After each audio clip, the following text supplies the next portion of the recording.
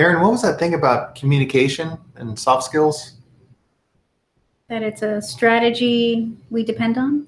Oh, so communication is actually a good thing then? Yes. So your degree is well worth it. Oh, I love that. Yes. My undergrad was in communications. Hello, everyone. Welcome. This is a great time to get together to talk about our soft skills. I'm Javier. And I'm Karen. And together we are the Gov Geeks. So yes, we chat about every other Wednesday or so on these soft skill strategies as part of a 9-part series. And as you can tell, we're talking about one of the more important ones, communications. Or communication. See, it's back to the degree again. Yes, communications. It's stuck in my head. Communication. Yes. So the first one. Some strategies to help develop soft skills, communication skills to depend on. The first skill. Did I get it right? Am I over communicating at this point? Yes. This is only 10 minutes.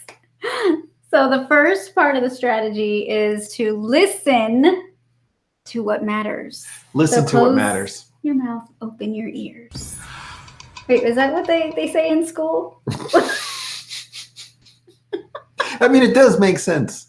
Yeah. So listen or say to comprehend and allow yourself to understand really what's important. So for instance, if you're working with a colleague and they're talking about something, well, what is really what's important? What are the issues, concerns? If you are working with someone that's working directly for you on your team, or if you're speaking with your supervisor or the leader of the organization, focusing on what matters, not a lot of the other details that are involved. Which is a skill in itself, right? Yeah, that's a bit of a thing. Identifying those things that you should focus on. Right.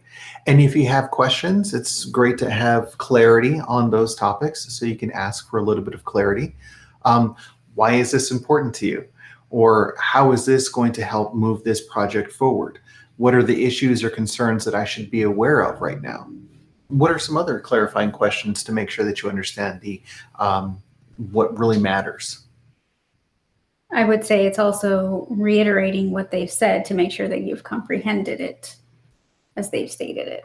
Absolutely. Yeah. Restating something at the end is always a good thing. Following up with the follow-up email. Thank you so much for our meeting today. I understand we discussed these 3 different things. Here's the agreed upon next steps along with the timelines. I look forward to working with you to accomplish everything. Sounds like pretty helpful communication. Mm-hmm. Or if someone says, sure, I can go ahead and get that to you. Another great question is, when can you have that to me by? Or when would be a good time? When could I anticipate hearing from you on this? Otherwise, it just disappears into the ether and all good intentions and everything kind of go out the window because they get overwhelmed with other stuff. Mm-hmm. It happens. Okay. What's the next one? Besides me closing my mouth and listening and opening my ears. Manage expectations. Manage expectations. Know what you're going to get and what they want out of the whole thing. Yeah, if they say, yes, I want all of this great stuff, but I'm only going to pay you 5 cents to do it. I don't know. Is that possible? I mean, I want all of these things and I need it by tomorrow.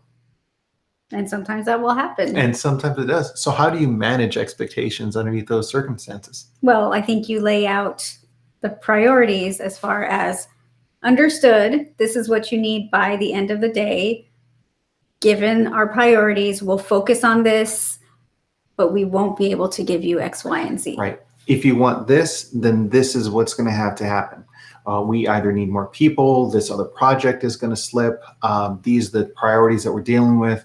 I understand that this is important to you. This is the best way that we can provide you with the response, with the solution, with the product, with the service. Right. Again, you're managing the expectations and trying to hopefully prevent team burnout, horrible morale, because you're trying to get too much done with very little. Absolutely. And I think sometimes when we're working with people, if they understand the perhaps downstream implications of what they're asking for, that may adjust their perspective or their thoughts on something.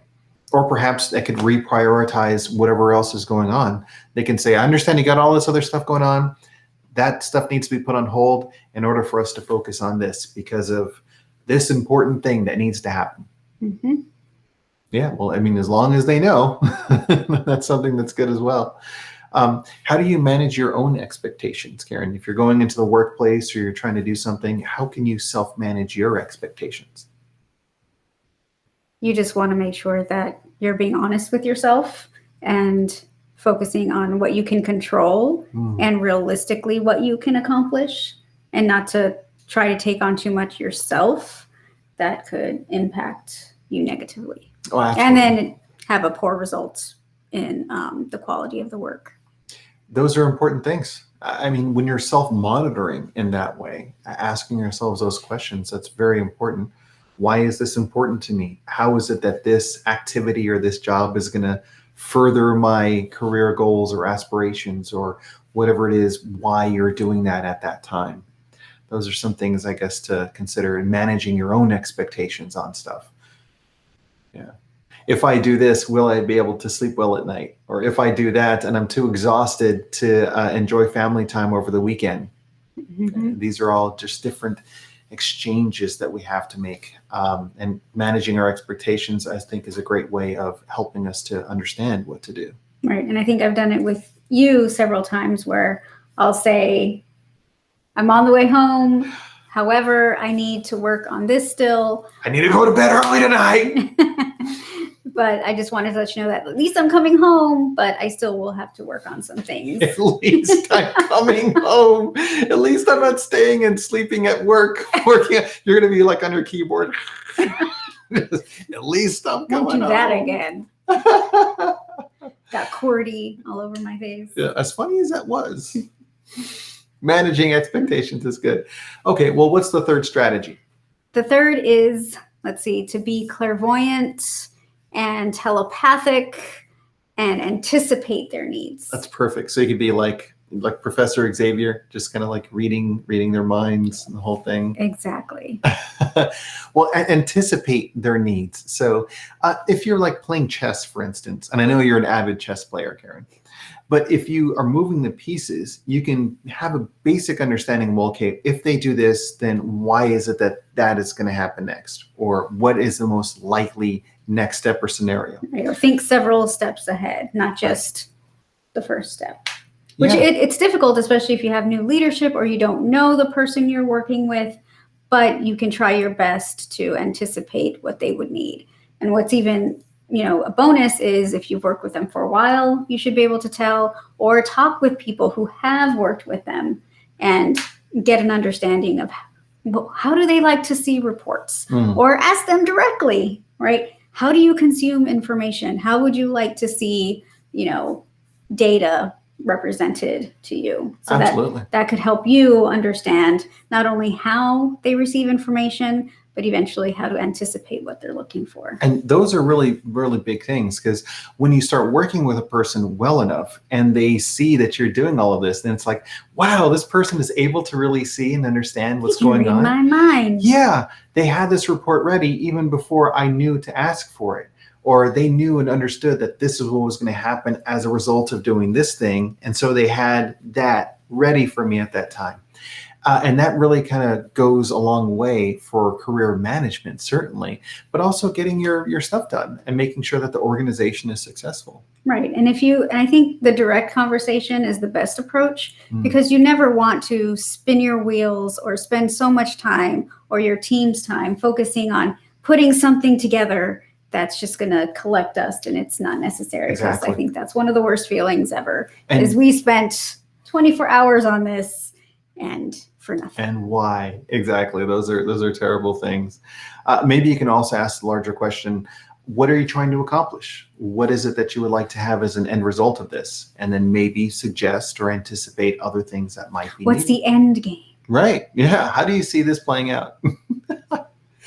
Well, thank you guys so much for spending a little bit of time with us. This has been part of our 9-part series on soft skills, and this one has been communication strategies to depend on.